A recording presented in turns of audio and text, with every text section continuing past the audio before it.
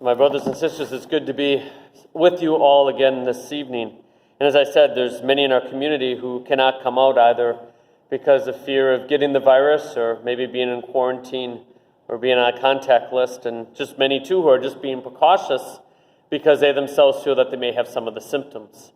And I think it's just wonderful how as a community we keep really thinking of others before ourselves, and just so many people just making those sacrifices of caring for their neighbors, making sure everybody is all right.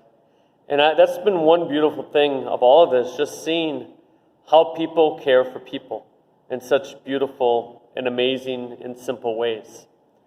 For us, our gospel reading, I think, is very relevant to these days, that of the seed and then the weeds being sown. If we recall from past years when I've explained this parable, the word weed here is not generic weed. It is a weed that looks exactly like the wheat until harvest time.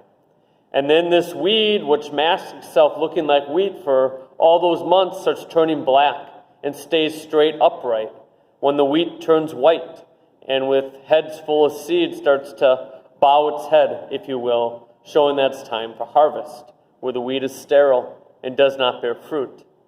And I think for each of us, there has been one frustration with many, and that is there are people who are not taking things seriously these days like they should. Not taking the virus seriously, not taking social distancing seriously, not taking their own moral and faith lives seriously, or the upbringing of their children seriously. I mean, we can go on and on, can't we? And it's a great frustration because it's that lack of care and concern and faith. It affects everybody, and there is no doubt about that. And sometimes we can think that it is unfair. Why, God, do you allow people around me to mess up? Why do you allow their lives to taint and corrupt mine? Why do you allow this suffering to come into my home when I didn't do any of these things? But in many ways, this parable answers the question that all of us grow up among weeds. Our roots are intertangled, if you will. If you try to uproot the weeds, you uproot part of us as well. And this isn't to say that Jesus is telling all of us that we're all tainted and corrupt. That's not the idea. The idea is that by growing up among weeds, by growing up among the demons and the devil and all their wiles, it helps us to really bear fruit. It helps us to recognize who we are truly called to be.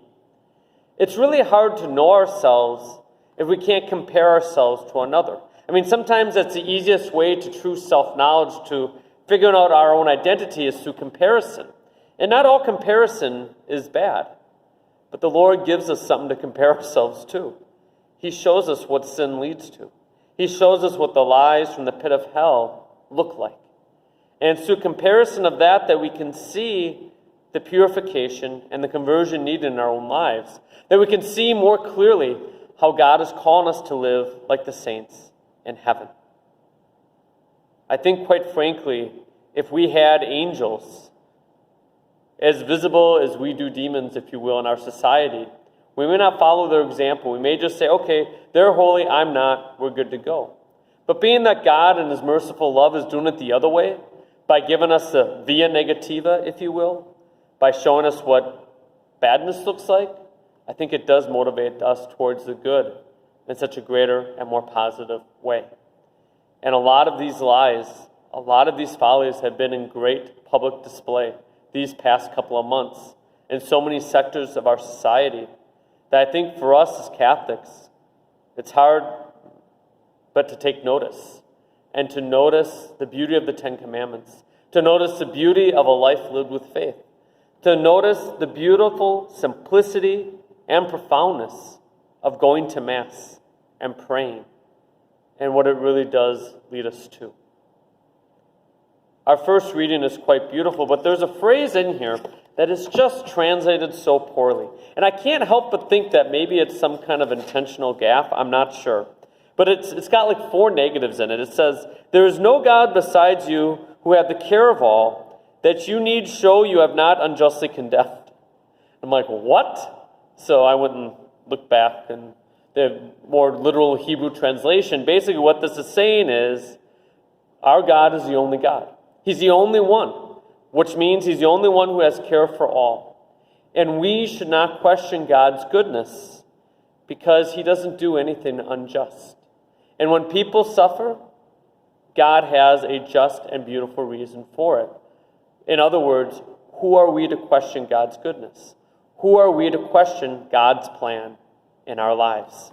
And for us in these months, who are we to question? God knows what is best. The first step of faith is the belief that each day is the best possible day, that God is bringing about the best possible good through everything. And for us, we need to make sure that we are on the right team. We are on the right side. We are not letting ourselves be tainted and corrupted into weeds, but that we stay as wheat, and that we try to bear as much fruit, as much goodness in our lives as possible. That our days be as full as possible in being do-gooders, if you will, and to truly see the great increase that God is calling us to have. It was kind of funny before Mass, there were a number of kids riding their bikes and walking, and I knew all of them. They're all catechism kids or Catholic school kids. And I came back in, and Margaret says to me, she goes, "Father, you didn't do very good getting any of those people to come to church." And I looked at Margaret with a smile, and I was smiling, I believe. I may not be smiling now, I don't know. But I said, well, 2 of them go to Catholic school, they go to Mass, and the rest of them go to Spanish Mass. They're all going to be in Mass this weekend, don't worry. They're just not coming to this one. But how beautiful it is to see kids saying hello to the priest when he's outside waiting for people to come.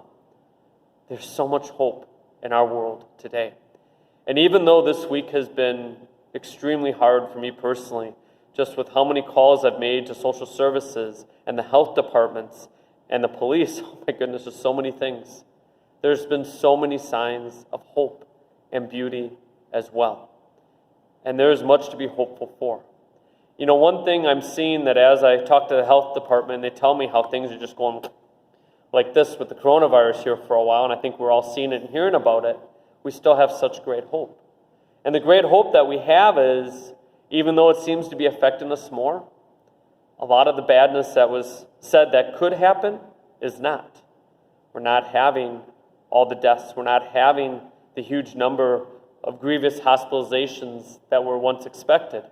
That seems like God is protecting us from those greater consequences, even though some of us are not living all that wisely. And isn't that how God works? Even though we don't live all that wisely, even though we know the consequences of sin are death, Jesus spares us from that death. Jesus' merciful love does not allow us to suffer the full consequence of our sin, the full consequence of our errors. I mean, just for example, how many of us here have a story where we should have died or should have lost a limb and didn't? When bad things should have happened and didn't, and we were spared. And rather, it became a bit of a wake-up call, if you will. And I think for many of us, that might be why we go to church on a regular basis, knowing the goodness and protection of God and our guardian angels. And this, I believe, is really what we're getting at in the first reading.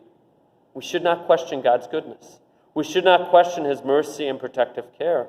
What we should question is, are we living on the right team? Are we batting in the right way, if you will?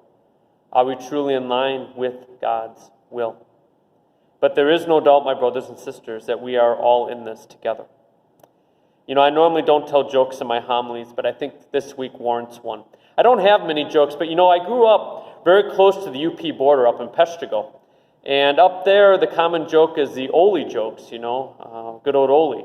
And so I grew up, middle school hearing all about Oli all the time, and Oli and fishing and Oli and hunting. And there's a particular story of Oli that I quite like, and that Oli, was fishing, and he was getting all these fish, and the DNR warden just couldn't believe it. I mean, how are you getting all these fish? I mean, my goodness, man, what are you doing? And Oli's like, wow, come out to the boat and I'll show you. Come fishing with me someday and I'll show you what I'm doing.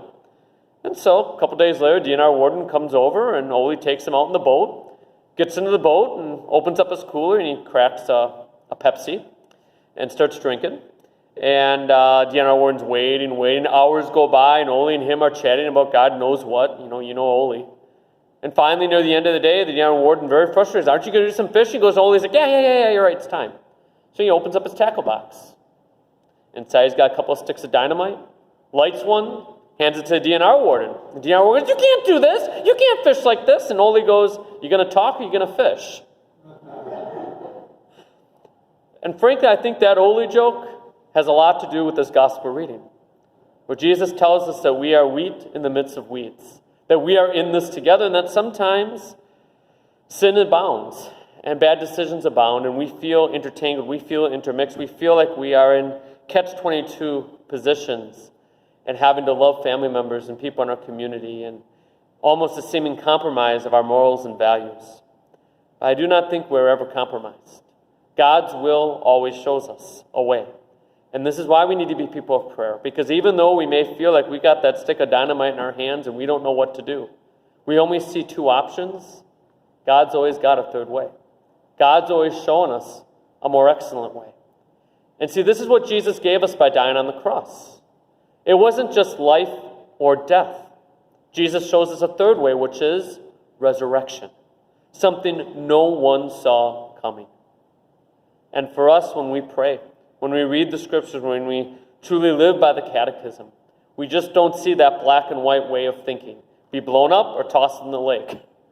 We see a third way, a more excellent way, which is why when I hear that joke, I think, well, why does he just cut off the fuse? The third way is always the way for us. The third way is always found in God.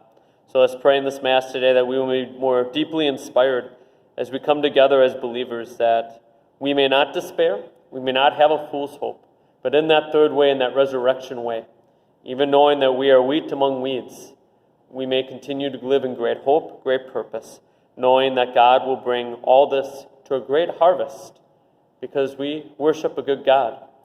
We have no reason to doubt him because we know of his overabundant mercy and love for us. God bless you.